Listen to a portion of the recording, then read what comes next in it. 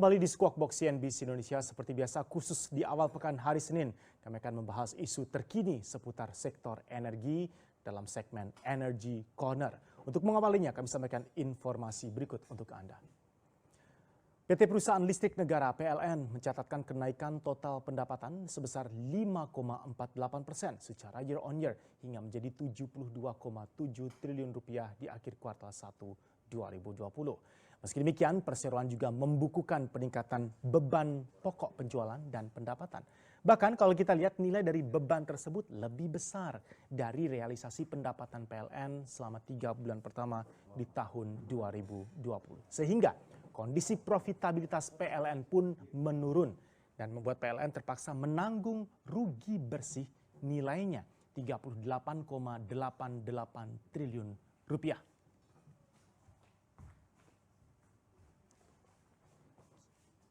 Dan inilah gambaran kinerja dari PT PLN Persero.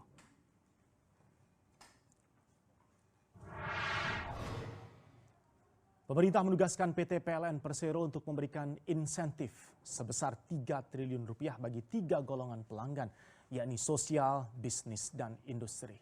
Adapun insentif 3 triliun rupiah ini terdiri dari 285,9 miliar rupiah untuk listrik pengguna sosial, kemudian 1,3 triliun untuk bisnis, sedangkan 1,4 triliun rupiah untuk industri.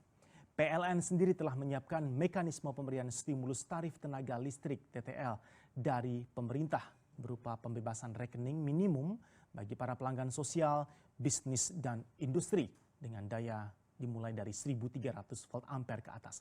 PLN juga mengatakan pemberian stimulus ini bertujuan untuk meringankan beban pelanggan yang saat ini tengah menghadapi pandemi corona COVID-19.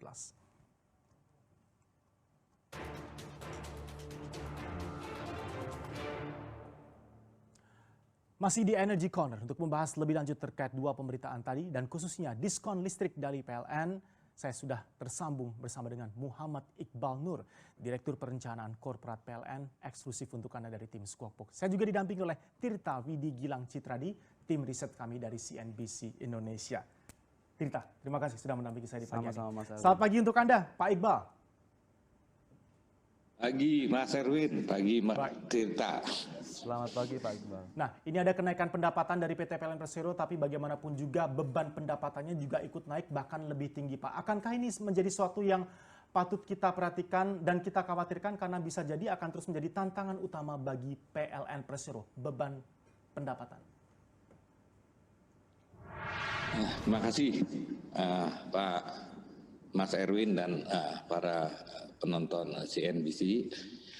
Rasanya memang ini kondisi COVID ini menyebabkan perusahaan harus mengambil langkah-langkah yang sangat konservatif dan tight untuk mengontrol seluruh biaya-biaya yang dikeluarkan perusahaan.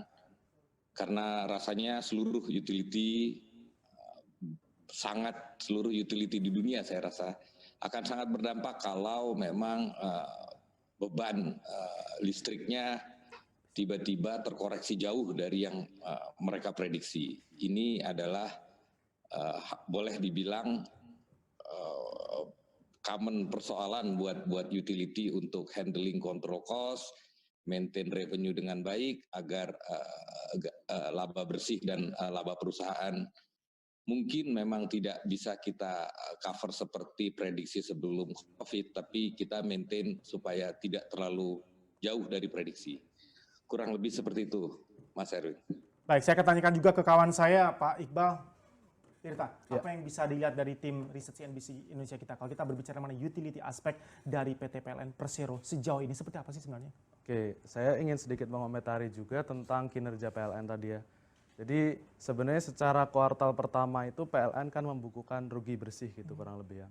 Jadi sebenarnya untuk kuartal kedua itu ada perbaikan sehingga secara satu semester itu sendiri mencetak laba kurang lebih 200 miliar, kurang lebih seperti itu. Nah, salah satu poin yang perlu di-highlight di sini adalah kenapa pada dasarnya PLN itu bisa mencetak laba bersih gitu kan. Salah satunya didongkrak oleh penurunan harga batu bara. Kita tahu sendiri bahwa proporsi ongkos atau biaya produksi untuk listrik itu kan 50% lebih itu kan dari batu bara gitu. Sementara kita tahu sendiri harga batu bara kan mengalami penurunan yang tajam gitu. Pada Agustus saja terakhir harga batu bara acuan juga masih turun ke 50,39 per ton gitu kan, US dollar per ton gitu. Nah, selain itu juga kurs rupiah yang sudah mulai menguat itu jadi salah satu faktor gitu kan yang membuat yang tadinya kerugian akibat kurs dari PLN itu sampai 51 triliun pada kuartal pertama, pada semester kedua itu akhirnya hanya sekitar 7 triliun saja gitu. Jadi dua hal tersebut pada akhirnya membantu mendongkrak pendapatan atau kinerja dari PLN di semester kedua ini. Namun satu hal yang perlu dicatat juga gitu kan. Kalau dibandingkan dengan semester 1 tahun lalu di 2019, labanya memang terlihat turun 96% gitu. Tapi kita juga harus catat ini juga sebagai akibat dari peraturan Menteri Keuangan yang diterbitkan Desember tahun lalu, terutama nomor 227 gitu kan. Jadi PLN hanya bisa mencatatkan pendapatan kompensasi itu ketika sudah mendapatkan audit dari BPK. Kurang lebih seperti itu sih. Ya. Pak Iqbal, tanggapan Anda Pak mengenai aspek-aspek yang sebenarnya bisa jadi malah menguntungkan PLN, seberapa jauh sudah dimaksimalkan Pak? Tadi ada penurunan harga komoditas khususnya harga batu bara. Kemudian kurs rupiah yang relatif stabil bahkan cenderung pernah menguat. Ditambah lagi sekarang kalau kita berbicara mengenai masa pandemi, work from home, penggunaan dan konsumsi listrik lebih tinggi. Apakah ini juga kedepannya bisa dimanfaatkan sebagai tools utama untuk mendongkrak lagi pendapatan dari PLN? Terima kasih. Nah, itu ulasan Mas Tirta sangat benar bahwa memang di tengah kondofit ini barangkali seluruh konsumsi energi di dunia drop. Walhasil kami juga menikmati ada penurunan harga energi yang cukup baik. Di satu sisi memang kurs menjadi faktor utama. Posisi laba bersih PLN sangat sensitif lah. Kalau kami mendapat windfall seperti penguatan rupiah, barangkali biaya produksi kami juga in term of rupiah akan membaik karena banyak kos-kos kami terutama ini masih mendominasi dolar komponen, terutama terkait harga primary energi dan transaksi dengan beberapa listrik swasta. Terkait pendapatan kami dari kompensasi ini memang sebenarnya sudah kompensasi piutang dari tahun 2018 dan dari 2019. Jadi memang baru secara aktual kami bukukan di laporan buku tahun 2019. Kurang lebih seperti itu, Pak Mas Erwin. Baik, Tirta, seperti apa sih kalau kita berbicara mengenai potensi dari pendapatan kompensasi yang sebenarnya mungkin belum sempat tercatatkan, kedepannya ini akan merefleksikan seperti apa wajah laporan kinerja keuangan PLN kalau kita berbicara mengenai pendapatan kompensasi yang belum dicatatkan? Oke, jadi kalau menurut laporan keuangan di semester 1 2020 ini dari PLN sendiri ya, berdasarkan perhitungan PLN sendiri, kompensasi yang harus dibayarkan pemerintah itu ada di angka 8 triliun rupiah gitu kan. Jadi seharusnya itu bisa mampu mendongkrak kinerja keuangan dari PLN itu sendiri. Lagi pula juga kita harus catat, Bung Erwin, ya tahun ini pemerintah itu juga berjanji untuk memberikan bayaran gitu atas kompensasi maupun subsidi sekitar 45 triliun untuk PLN itu sendiri gitu. Jadi secara umum itu akan membantu memperbaiki cash flow atau ya kinerja keuangan secara umumnya untuk PLN itu sendiri. Baik, Bung seperti itu, Bung Erwin. Ya, silakan pertanyaan Anda ke Pak Iqbal. Pak Iqbal, bisa mendengar suara saya Pak Iqbal?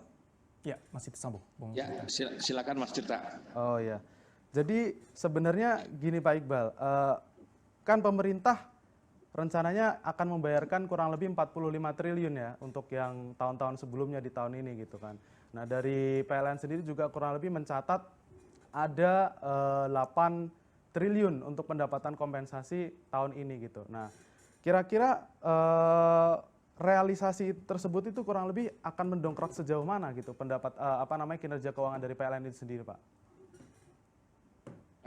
Terima kasih. Jadi secara laba bersih yang 45 triliun itu sudah dibukukan di laporan buku tahun 2019. Tapi yang 8 triliun ini memang yang kompensasi tahun 2020 itu masih diaudit. Semoga kita bisa dapat tahun ini, tapi biasanya dia post audit dari BPK baru kita bisa mendapat posisinya secara cash tahun depan. Ya, kurang lebih seperti itu, Pak Tirta. Baik Pak. Nah, kalau misalnya pemerintah baru akan memberikan tahun depan 8 triliun gitu kan. Nah, itu kira-kira bagi cash flow PLN itu sendiri kurang lebih seperti apa, Pak? Kan kita tahu sendiri ya, kalau misalnya pendapatan PLN sepanjang semester 1 itu kan naik ya kan, gara-gara konsumsi listrik terutama didongkrak oleh household ya, rumah tangga itu naik gitu. Tapi dari segi industri dan komersial itu kan sebenarnya turun gitu. Nah, ke depan ini pandemi kan masih berlangsung, kita belum tahu seperti apa gitu. Nah, ketika pemerintah itu baru merealisasikan 8 triliun itu, kira-kira ke depannya seperti apa, Pak, untuk tahun depan gitu? Jadi mungkin saya harus cerita sedikit ya. Jadi komposisi penjualan listrik PLN itu 50% itu didominasi oleh industri plus bisnis. Jadi kalau boleh kita sebut ini orang-orang yang produktif lah memakai listrik. Di satu sisi ada konsumen rumah tangga yang juga dan sosial 50%. Memang kondisi pandemi ini yang terhit adalah di industri dan bisnis, which is 50% dari, hampir 50% dari konsumsinya PLN, penjualan PLN. Jadi memang rumah tangga mereka memang tidak terlalu terdampak terhadap COVID. Mereka ya selama pertumbuhan rumah tangga, ekonomi masih bergerak, rumah tangga masih naik, rasanya ini membalance walaupun kekurangan reduction dari konsumsi rumah tangga dan dari bisnis dan industri ini cukup hit dalam lah. Nah, memang kita selalu di laba operasi kita jaga dengan posisi positif lah ya,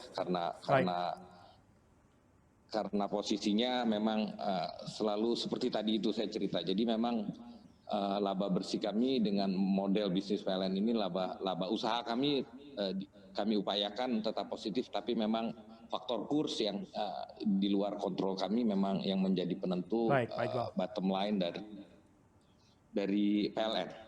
Baik, Pak Iqbal, ditahan terlebih dahulu, kita akan lanjutkan dialog kita masih di segmen Energy Corner Squawk Box CNBC Indonesia.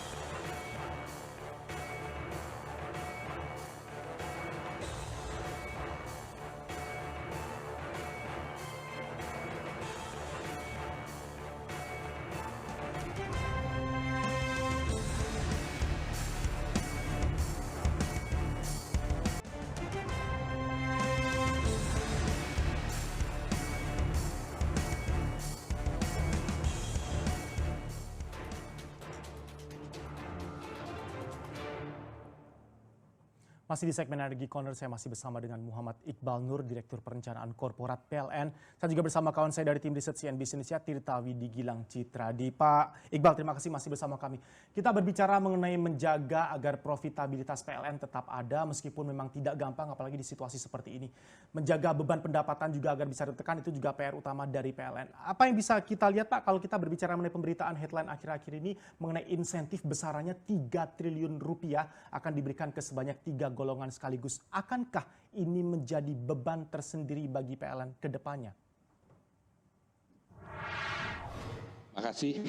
Jadi kalau pengalaman kami sebelumnya kami sudah juga memberikan insentif terhadap golongan rumah tangga R1 450.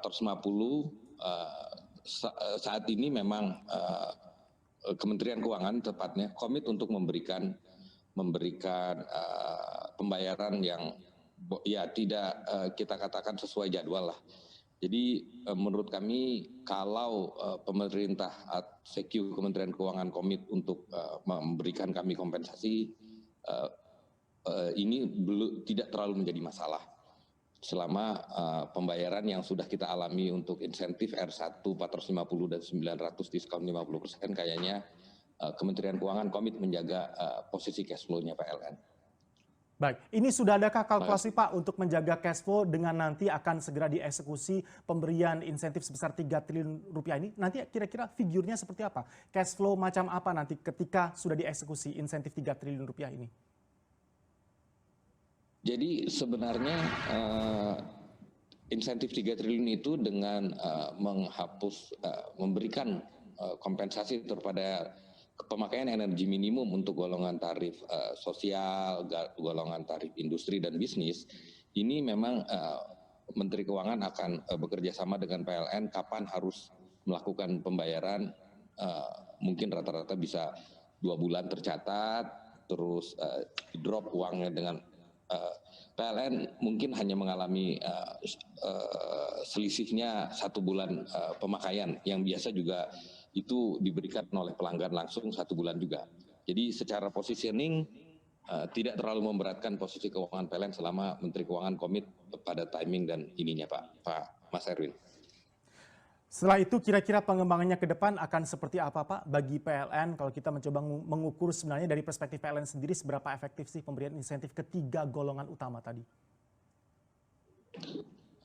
Kami membaca ini sebagai paket recovery karena COVID. Jadi kami memang sudah seharusnya mendukung pemerintah di posisi itu, bahwa sebagai utility, sebagai perusahaan yang menjalankan public service obligation, rasanya kita harus hand to hand dengan pemerintah melalui kebijakan-kebijakan pemerintah. Pak Iqbal, di segmen sebelumnya tadi sudah Anda bahas mengenai konsumsi listrik dari rumah tangga ini sebenarnya kontribusinya seberapa besar. Masuk ke second half ini, di mana sepertinya pandemi belum juga akan berakhir dalam waktu dekat. Apa sih Pak sebenarnya ruang yang bisa kita manfaatkan agar konsumsi listrik tetap terjaga dan bahkan naik, tapi juga berkontribusi positif ke laba PLN? Mana sebenarnya segmentasi yang paling promising? Kalau dari rupiah per KWH memang kami yang tertinggi mendapatkan dari konsumen margin terbesar adalah konsumen bisnis. Ya. Cuman memang bisnis dan golongan rumah tangga tertinggi yaitu R3. Ini 2 konsumen ini adalah konsumen yang memberikan rupiah per KWH tertinggi buat PLN. Memang kalau ya semoga sajalah lockdown ini bisa cepat teratasi sehingga kami tetap berharap semoga konsumen bisnis kami seperti mall dan sebagainya cepat terbuka, karena dialah salah satu key point tempat kami mendapatkan margin in average paling tinggi dari ininya. Tapi kalau kami jujur, kami mengatakan controlling cost karena COVID tidak bisa kita kontrol, demand juga kita tidak bisa kontrol, maka PLN akan mengencangkan ikat pinggang lebih kencang lagi bagaimana memanage posisinya supaya semoga juga harga energi primer juga bisa kita kontrol lebih baik. Kurang lebih seperti itu Pak Mas Erwin. Baik Pak Iqbal, Bung Tirta. Oke, jadi ingin meng-highlight ya, sudah disampaikan oleh Pak Iqbal tadi bahwa PLN di sini kan perannya adalah sebagai ada tugas public service obligation gitu kan. Jadi insentif ini adalah salah satu bentuk PLN mendukung recovery ekonomi gitu, terutama dampak COVID itu sendiri. Jadi untuk ke depan memang pandemi tidak bisa dikontrol gitu seperti yang sudah dikatakan Pak Iqbal gitu.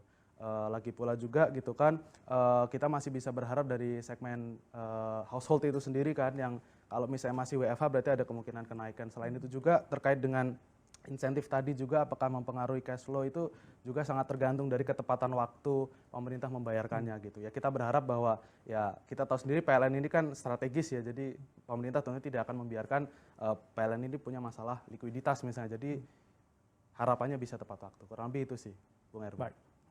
Baik, kita kembali ke Pak Iqbal. Pak Iqbal, apa yang perlu disampaikan oleh PT PLN Persero juga kaitannya dengan layanan yang masih akan terus dimaksimalkan? Servis-servis apa? Mungkin ada inovasi baru yang perlu disampaikan dan diketahui oleh masyarakat, karena rupanya demand dari masyarakat semakin tinggi akan keberadaan PLN ini, Pak Iqbal. Barangkali kami sama dengan perusahaan-perusahaan utility yang lain, kami juga akan memanfaatkan seluruh fasilitas kami seperti menjadikan teknologi lebih baik. Kalau Bapak lihat sekarang udah ada PLN Mobile, segala macam, bagaimana kami berkomunikasi dengan konsumen jadi lebih mudah, berapa tagihannya Bapak tinggal klik di PLN Mobile, terus Bapak juga kami berikan akses kemudahan-kemudahan bagaimana mengontrol metering segala macam. Jadi intinya sama, teknologi akan mempermudah operasional PLN, semoga juga bisa memperbaiki kinerja PLN dari sisi teknologi. Makanya kami sangat ingin mengoptimumkan fasilitas kami.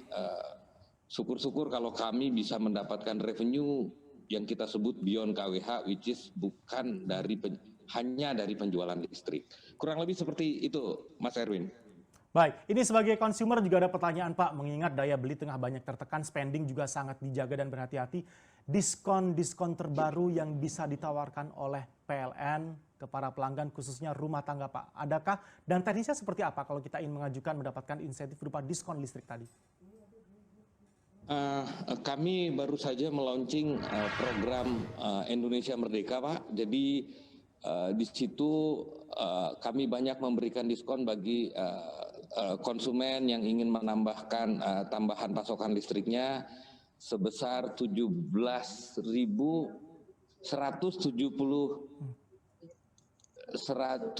Agustus 845, kurang lebih seperti itu Pak. Jadi kalau Mas Erwin sekarang pelanggan kami yang 4.500, Mas Erwin ingin menaikkan jadi 5.500, ini kalau pada saat biasa barangkali itu pengeluaran sekitar 4-5 juta, tapi saat ini karena masa kemerdekaan kami memberikan harga sebesar 17.845. Baik. Kurang lebih seperti itu diskon-diskon yang berikan kemudahan juga buat konsumen untuk menaikkan daya, di mana kami berharap kenaikan daya ini juga bisa mengimbangi pendapatan kami dari konsumen rumah tangga. Ya, dari namanya ada paket Merdeka dan sebagainya. Akankah ini nanti spesial hanya di bulan Agustus kemerdekaan atau mungkin di bulan-bulan berikutnya? Secara tematis, PLN juga masih membuka kesempatan-kesempatan seperti Pak, program-program diskon sesuai dengan tema-temanya.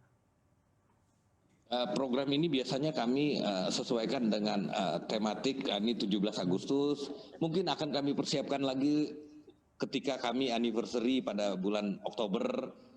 Seperti itulah kurang lebih Mas Erwin. Kita akan menyiapkan paket-paket untuk memberikan kemudahan pelanggan-pelanggan existing untuk bisa mengeksplor dan mengabsorb kemudahan fasilitas kelistrikan. Baik, Pak Iqbal, ini kita beralih ke headline berikutnya mengenai energi baru terbarukan. Kebetulan tadi juga Anda sampaikan ada komitmen dan misi yang sangat bagus dari PT PLN Persero, Revenue Beyond KWH. Nah, kalau kita berbicara mengenai potensi lain Pak, khususnya yang kemarin menjadi headline kita, sudah kita bahas juga waktu itu bersama dengan Dewan Energi Nasional. Energi baru terbarukan. Dari PLN sendiri, progres atau fase yang masih dilalui seperti apa agar Indonesia bisa segera menuju ke sana, memanfaatkan potensi EBT? Jadi memang energi terbarukan ini sudah menjadi keputusan bersama. PLN komit dengan itu. Kita tetap ingin mencapai target 23% produksi listrik berasal dari renewable project. Cuman memang dampak COVID ini menyebabkan target-target yang kita buat sebelum COVID karena penurunan demand yang cukup drastis.